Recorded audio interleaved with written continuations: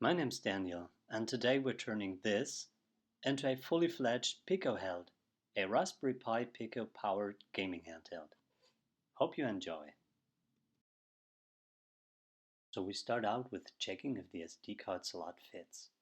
Due to tolerances in the manufacturing process, the slot might be too tight to fit the SD card. In this case, use a nail file to make the SD card fit. The next step is soldering the SD card reader to the mainboard. This step is only required if you would like to have SD card support. It is very important that you fit the reader properly, so inserting and removing the SD card can be done without any issues. This is again about tolerances in the manufacturing process. Apply some solder to the pads on the mainboard in the first step, then put on the card reader and solder on the pins by firmly pressing them down with the solder iron.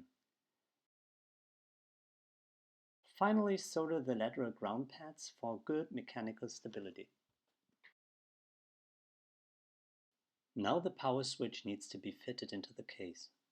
Fit the switch so it can be easily reached from the outside without protruding too much. Apply enough solder to make the switch resist the mechanical stress it will experience. Afterwards, clean the board and check if the switch is functioning properly. Well, it's finally time to solder on the Raspberry Pi Pico. As you can see, there is quite some tolerance to left and right. Place the Raspberry Pi Pico so that the USB connector is centered nicely. Be careful to place the Pico properly in vertical direction so that adjacent pads are not being connected. Also make sure not to solder all pads in consecutive order. This helps dissipating the heat more efficiently.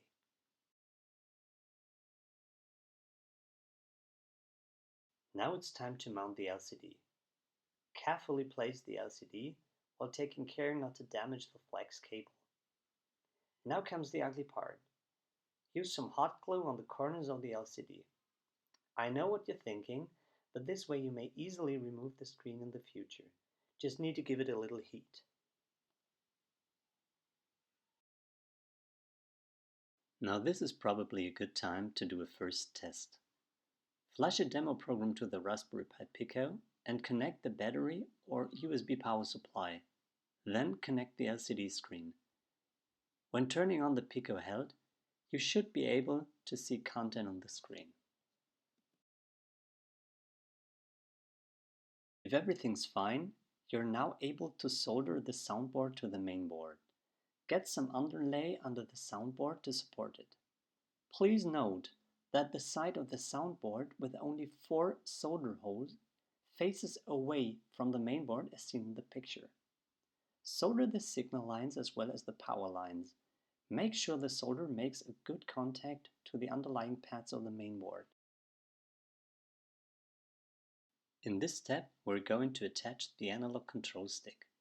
Please note the pinout. Cut off the mounting holes and check if the analog stick fits into the upper case. Then solder on some short wires approximately 3 cm in length and solder the controller according to the pinout to the mainboard.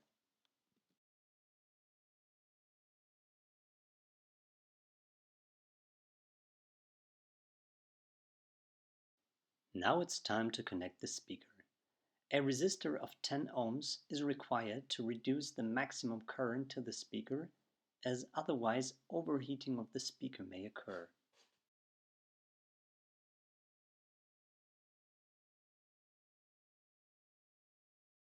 Though this step isn't necessarily required, it is highly recommended. Use an M1.6 thread cutter. Only the 4 holes of the bottom part of the case need to get screw threads. In order to fit the buttons, you need to cut the D-pads. Remove the unnecessary button and the lateral silicone, as that interferes with the button's movement. You need 2 D-pads. One needs its black conductive discs removed. This is best done by pushing out one of the discs and cutting it off. I suggest you practice with the unnecessary button first, as this is a little tricky. If it all goes right, you should have two D-pads looking like this. Now use some double-sided tape to prevent the analog stick and the speaker from slipping while closing the case. Don't yet push down the components. Rather just put them on their designated spots, then put on the top part of the case to make the speaker and analog stick go to where they belong. Finally, push them down firmly to make the taping take effect. Differing from shown in the picture, the wires of the analog stick need to face downwards. I used a lithium polymer battery, 30 mm wide, 48 mm tall, and 4 mm thick. The connector is a GST-G H1.25, sometimes erroneously just called PH. In order to be able to remove the battery at some later point without the need to pry the battery out of the case, you may wrap the battery tightly into a sheet of paper and tape the paper to the mainboard instead. This way you can later just tear the paper and safely recover the battery.